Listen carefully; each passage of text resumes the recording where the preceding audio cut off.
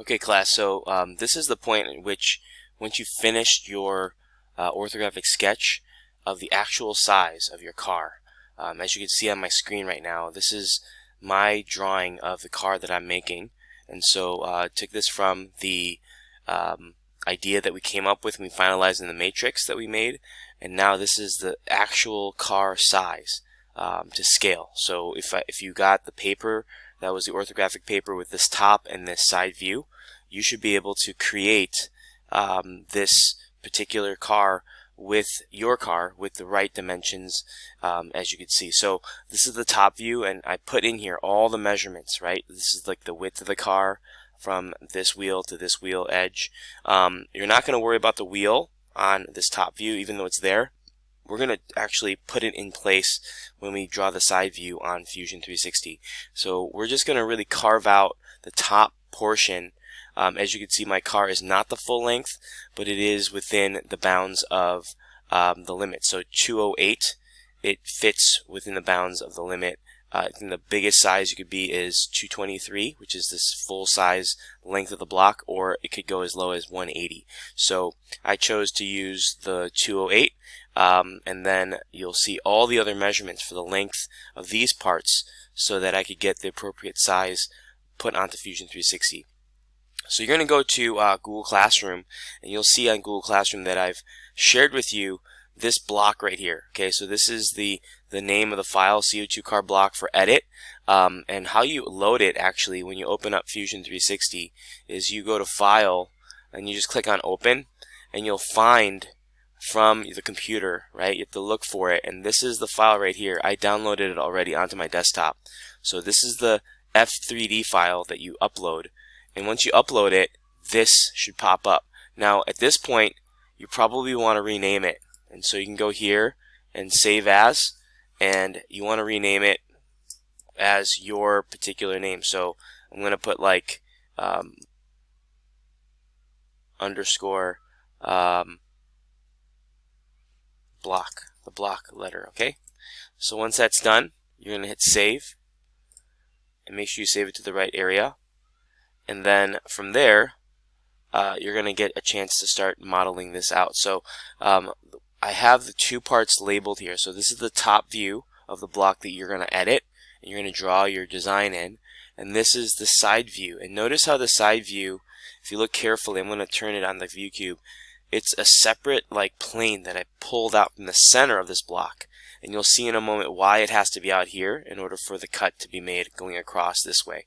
From the top, we're going to go down, and you'll cut that top piece out first. But then you have to always be careful that you're not cutting into this part right here, right back here where we have the CO2 cartridge hole.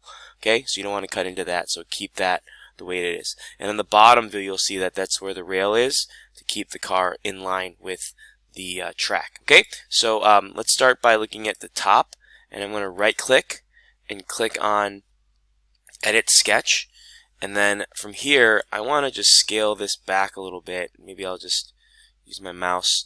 Yeah, and so you'll see here that this is the part that I'm going to edit on. So this is the sketch that's already been created.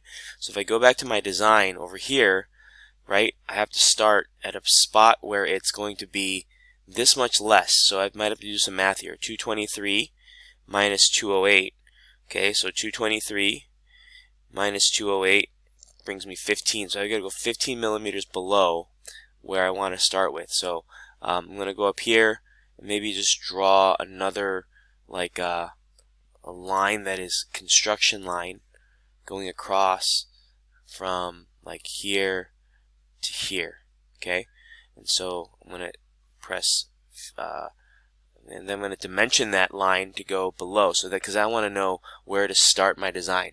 So I'm going to click on dimension, the top line, and this line, and I know that this has to be a 15 mm. Right? So this is where I'm going to start my sketch, below this dotted line.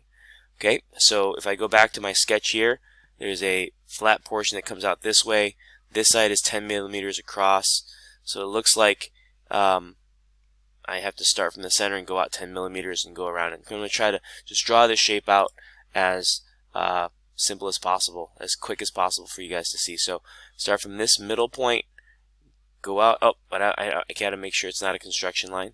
So I'm going to click line again, make sure it's a solid line.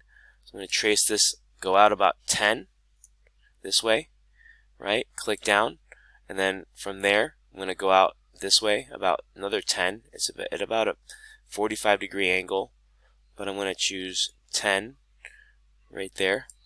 All right, I'm going to click on that line, and I'm going to go down. Now let's see how far I have to go down. So it looks like it's 36 mm. I'm going to go down 36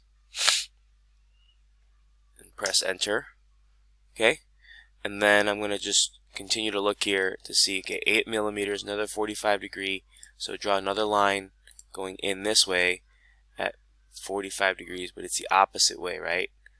So if you think about 180 minus 45, it's 135 would be the angle here.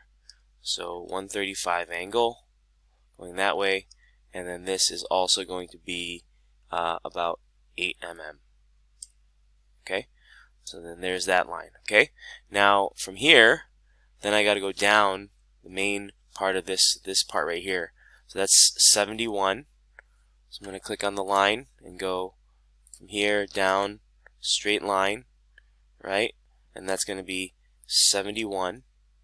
Press enter, and slowly building the shape of our design here.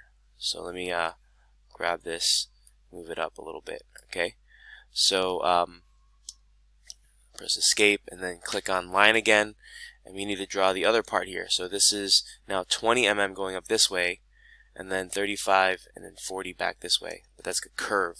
So we're going to go 20 mm from this dot out this way. So that's 20, and approximately the angle is a little bit less. So I'm going to just put it right about there.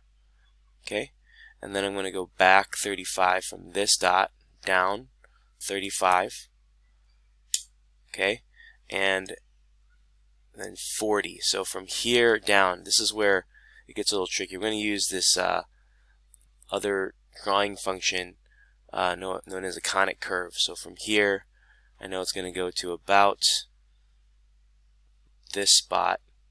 So we're going to curve it going in like right about there. Okay, all right, so I'm going to press enter, and there's my line. Now I'm going to tilt this up to make sure, yep, so you make sure that this line isn't going to go over the circle, otherwise you'll cut that entire part out of the circle. So this is the top shape, which now all I got to do is mirror that drawing to the other side.